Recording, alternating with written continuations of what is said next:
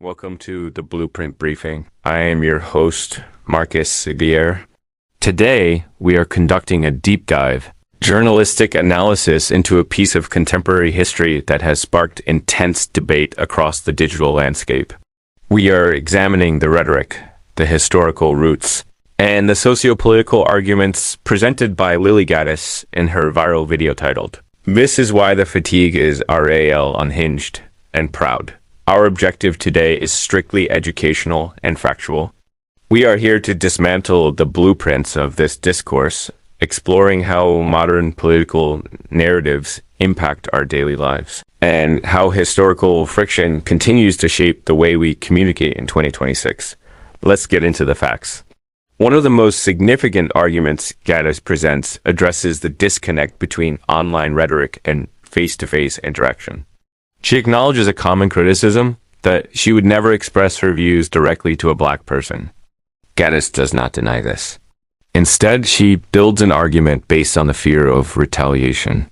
She posits that while some individuals may respond to offensive speech with indifference, others respond with physical violence, or what she terms catching a felony. From a journalistic perspective, we must look at the linguistic roots of this claim. Gaddis utilizes the concept of a hive mind to describe her opposition. By employing this term, she frames her own position as one of reason and logic, while characterizing the opposing side as a collective, unthinking, and inherently reactive force. This reflects a broader historical tension in political discourse, where one group attempts to delegitimize another by framing their reactions as purely emotional rather than intellectual. Moving further into the blueprint, Gaddis attempts to redefine a cornerstone of modern social ethics, the definition of racism. She argues that what society labels as the horrible R word is often, in her view, merely a preference. She utilizes a canine analogy, suggesting that choosing one breed over another is not an act of malice, but a basic observation of patterns. This argument serves as a direct critique of the colorblind society ideal that emerged in the late 20th century. Gaddis argues that the powers that be have weaponized the term racist to suppress what she calls tribalism and common sense observations. By analyzing the history behind this argument, we see a pushback against the narrative that noticing skin-deep differences is inherently wrong, suggesting instead that these observations are natural instincts being suppressed by modern social engineering.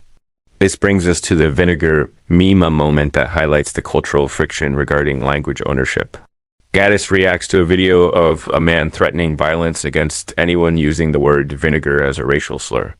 Gaddis uses heavy sarcasm, mocking the idea that such a man could be a contributing member of society, such as a doctor or an engineer. This taps into a long-standing cultural struggle over who has the authority to be offended and who is permitted to react. She argues that society has created a double standard where certain groups are expected to be doctors and engineers in the public eye, yet any deviation from that expectation is blamed on the observer S bias rather than the individual S actions.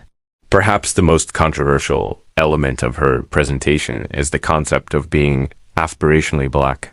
While she uses the term Black Queen and claims it is in homage, the facts of the video show this is intended as satire. She is using this trope to critique what she perceives as the fluidity of modern identity. Her argument is a reductio ad absurdum. If gender and religion are fluid, why is race not afforded the same treatment? Furthermore, she tackles the history of systemic racism. Gaddis argues that the narrative of systemic bias has infiltrated every institution, even when black individuals reach the highest levels of corporate leadership, such as CEO positions. She points to the phrase backhanded compliment as a tool used to perceive hidden bias in professional settings. Her argument suggests that we have moved into a historical era where every interaction is scrutinized for insecurities and projected bias, which she believes undermines genuine meritocracy. In her final example, she references a viral incident involving Irina Zaruka.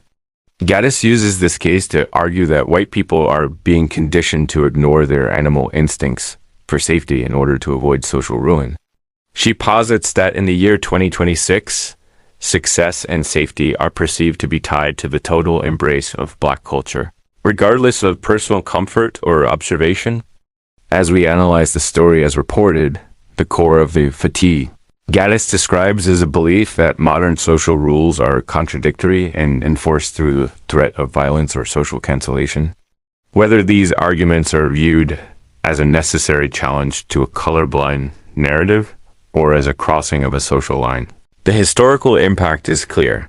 We are living in a time where the digital unhinged response is becoming a formal political stance for many. This has been the Blueprint Briefing. We explore the history, we analyze the arguments, and we provide the facts behind the friction. I am Marcus Xavier. Thank you for joining us. Keep your perspective sharp and your discourse professional.